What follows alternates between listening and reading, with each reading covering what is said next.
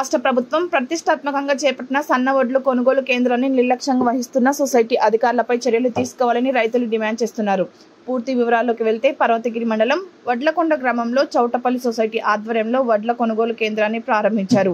ఈ కొనుగోలు కేంద్రంలో రైతులు సీరియల్ ప్రకారం కాకుండా వారి దగ్గర ఉన్న వ్యక్తులకు బస్తాలు ఇస్తూ కాంటాలు నిర్వహిస్తున్నారని రైతులు దాడి సదానందం ఆరోపించారు. మేడం ప్రమీల మేడం పెట్టకన్నదని వాళ్ళు చెప్తారు. ఆమె వచ్చినాకన్నా ఆమె నేనెందుకు పెట్టకన్నా అమాలోళ్ళు పెట్టు అన్న కానీ నేనెందుకు వద్దని ప్రమీల చెప్తాను. ఇప్పటికి 2 రోజుల కానండి నా వడ్లు ఇట్నే ఉన్నాయి. నిన్న వర్షం పడేది ఉంటే మొత్తం తడిసేటియా. నిన్న గాలి నెల దాడుతాను, దాదాపు 20-25 రోజులు అవుతుంది సొసైటీ స్టార్ట్ అయ్యి. సొసైటీ స్టార్ట్ కాకముందుకే కోసిన నాయే. ఇక్కడ పోసిన ఫస్ట్ కుప్ప నాదే. ఇప్పటికీ ఇన్ని రోజుల కానండి నేను పెట్టు అని బతిలాడినా కానీ పెట్టట్లేదు వాళ్ళు. అంటే మిగతా వాళ్ళ దగ్గర అడిగి తెలుసుకో.